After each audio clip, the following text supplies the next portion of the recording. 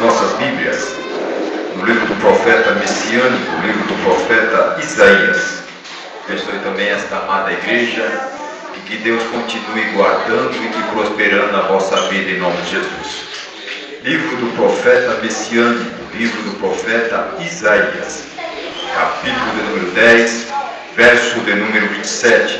Eu quero ser fiel ao tema, porque eu acredito que foi Deus que revelou esse tema ao anjo da igreja, e os irmãos estão nesse propósito, que é sobre a unção. Todos os apóstolos, diz assim: e acontecerá naquele dia, que a sua carga será tirada do teu ombro, e o seu jugo do teu pescoço, e o jugo será despedaçado por causa da unção. E a amada igreja diga: amém. Podem tomar o vosso assento esta noite em nome de Jesus.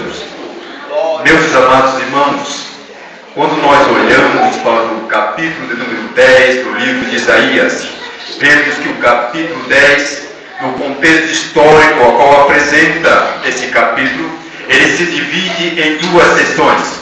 Do versículo 5 ao versículo de número 19, nós vemos a Síria, Deus falando sobre a queda da Síria. A Síria que outrora foi um instrumento usado por Deus para punir o seu povo, o povo de Israel, ou seja, o reino do norte e também o reino do sul, Judá. Nós vemos que do versículo 20 ao versículo de número 34, nós vemos a outra parte dessa sessão, que quer dizer sobre a queda da Síria e também o remanescente do povo de Judá. Quando nós olhamos para esse capítulo de número 10, no contexto histórico, vemos que outrora Asa, ele fez uma aliança com o rei da Síria por nome de Tiglat-Pilese, sendo que mais tarde essa mesma nação por nome da Síria seria um açoite, um chicote, aleluia, seria um opressor de todo Israel e também de Judá. Vemos que nessa época se levanta o rei por nome de Senaqueribe,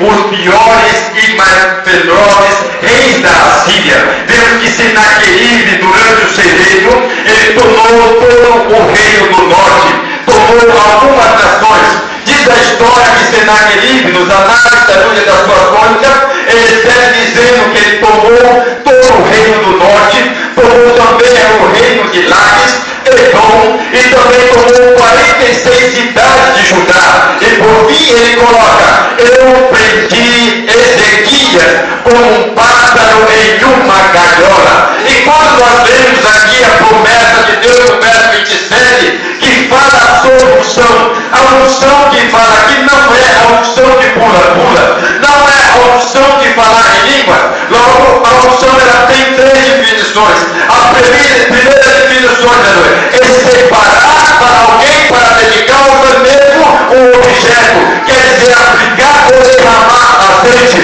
A segunda definição de unção quer dizer aprimoramento no discernimento e também no conhecimento. Logo, vamos ver no apóstolo João, no capítulo 2, verso 20 da sua epístola, dizendo: olha, pois tende a unção do santo e sabeis tudo. E a terceira definição aqui é o versículo 27, que vem da palavra hebraica semente, que quer dizer gordura, que quer dizer fertilidade. Logo vem a ver no entendimento dizendo: olha, engordar quer dizer que alguém Deus está levantando, que está capacitando, que está engordando, fortalecendo para alguma obra, para alguma missão. Como nós vemos no contexto aqui do capítulo 10, nada mais está dizendo essa profecia sobre Ezequias.